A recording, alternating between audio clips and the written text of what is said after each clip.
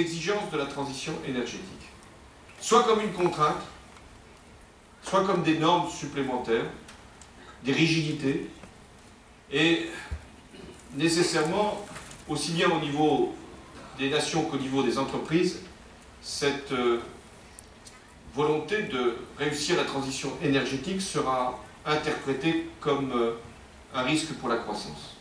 Ou au contraire, considérer que c'est une opportunité considérable pour les entreprises, pour les États, pour le monde entier, d'avoir justement une nouvelle frontière à repousser à travers les investissements énergétiques ou les investissements pour le climat. Nous avons, nous, en France, voulu qu'il puisse y avoir autant de signaux qui puissent être envoyés, autant de visibilité qui puisse être donnée aux acteurs économiques. Nous avons fait voter une loi sur la transition énergétique pour fixer nos objectifs. Notamment, en France, c'est notre spécificité. Nous voulons être capables d'être toujours un pays qui produit de l'énergie nucléaire, et avec une modernisation qui est indispensable.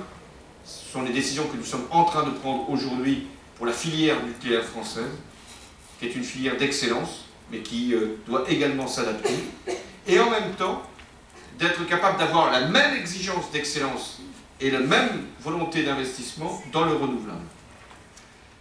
La transition énergétique permettra donc, à travers cette loi, de mettre en place des outils fiscaux, réglementaires, et de fixer les objectifs que nous voulons atteindre à l'horizon 2025-2030 pour la France.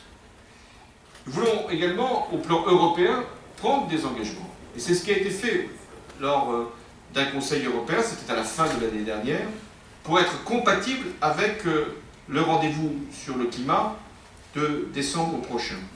Et notamment avec la réduction de 40% des émissions de gaz à effet de serre pour justement faire que toute l'Europe converge vers cet objectif. Troisième enjeu donc, de votre conférence, c'est la réussite du rendez-vous de Paris. L'accord qui sortira de Paris, car je pense qu'il y aura un accord, toute la question est de savoir quelle sera son ampleur, quelle sera sa force, quel sera son caractère contraignant.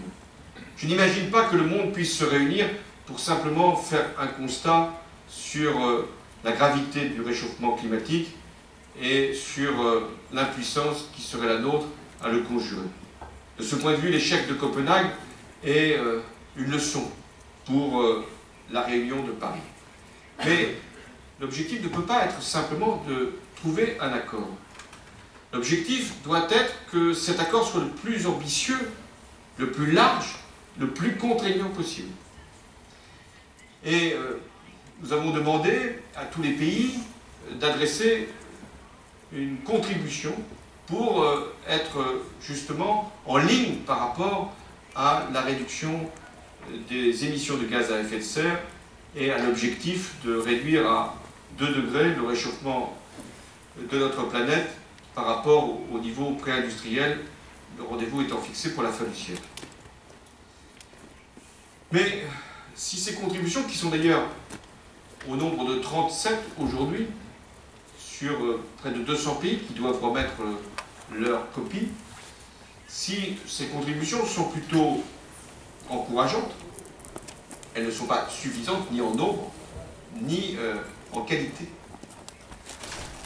Mais ce n'est pas là que mon inquiétude est la plus forte.